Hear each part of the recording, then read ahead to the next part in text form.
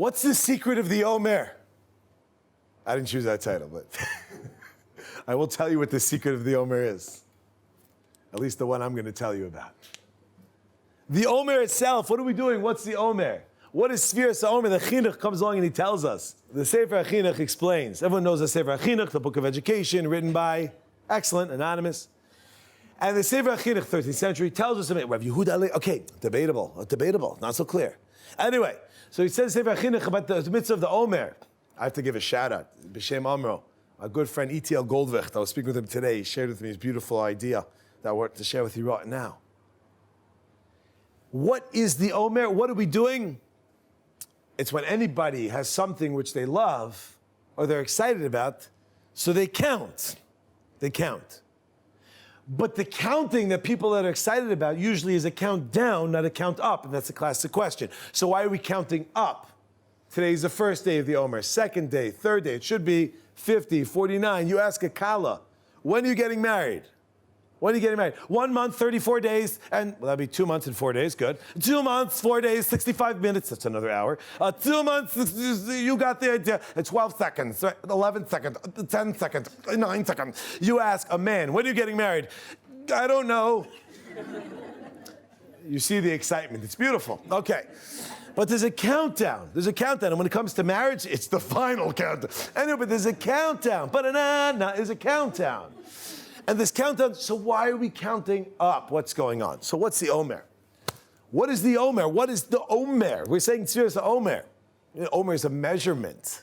There's another time in the Torah we find Omer, that's found by what?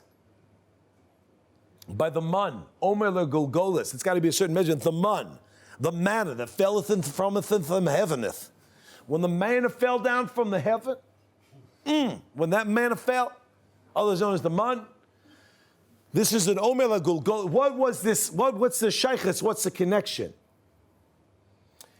And the question the Gemara asks already is, so why is it that Hashem, by the mun, why did he give the mun every day? Why not like a month's supply? Or 2 months supply? Now, I don't know people's backgrounds here, so forgive me. I'm not being facetious. In all seriousness now, was that the right word again? No? Okay. I don't want to, God forbid, bring up memories that people have had in their lives if it's something which was negative of sorts. I'm going to speculate, and if I'm wrong, I'm wrong. I'm going to hope I'm right. I hope I'm right that most of us in this room, or at least many of us in this room, grew up in a home which was either somewhat well-to-do or at least got by. Perhaps there's some that didn't. And for those who didn't, you'll understand a lot more than I will. Thank God I was very, very lucky with how I was raised in terms of there was always food. It was never like, God forbid, wake up and it's empty. But what about when a person wakes up and they look in their home and there is nothing there? There's absolutely nothing there. That's very difficult. How do you live with that? How do you function? But nothing's there. It's very, very hard. And then you wake up the next morning and you hear a knock on the door and you're like, kids, the old knock and run game. And you open up the door and there's nobody there, but there's food there. And there's enough food exactly for your family for that day.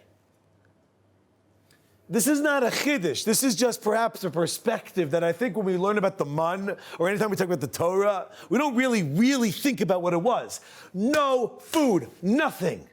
Zero, or in Espanol, cero, or you say nada, not to be confused with nada, which means to swim, same word, but nada, which means zero, nothing, empty, finalizamos, eso es todo terminado. We're talking about no comer, nothing in there.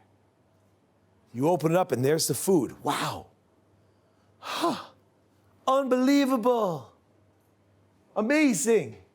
Next day, no more food. You open the door, kids, knocking again. Open the door, there it is again. You're like, God, please stop these games. Give me a month's supply. And God's like, I'm going to give you every day. You see, because when does a person count up? You count up when there's growth. When a person is growing. It's been, again, God forbid, but unfortunately, or this part is the fortunate part, where people come and say, I've been clean for 8 years now, or even 8 weeks, or even 8 days. I haven't eaten, non-kosher in this amount. I've been on my diet for this amount. It's counting up. The things you work for, the things that are challenging and you need to work to grow are the things that we count up. What is Sfiras Omer? Sfiras Omer is accounting. We're counting up and we're appreciating, because we appreciate when we don't have. And then when someone gives it to us, oh wow, do we appreciate it. Omer la Golgoles, the man, was a lesson in Hakaras HaTov, in recognizing what Hashem does for us all the time. We're going to go into Eretz Yisrael, we're going to do it once a year, the Korban Omer. Don't eat that food, that new grain, until you bring this korban, until you recognize and you appreciate, and you're able to then go ahead and really enjoy it. Because without recognizing it, you can't really appreciate it. That's the bottom line. It's got to be growth and pushing and moving and working. Have you ever been in a relationship before for longer than a day or a week or 2 weeks? For the guy a week, the girl 2 weeks? Where that first initial stuff kind of wears down. It's no longer that lovey-dovey cloud 9 or 8 or whatever cloud you're on. What do you do then? Then you work. You got to work. We have to be counting up.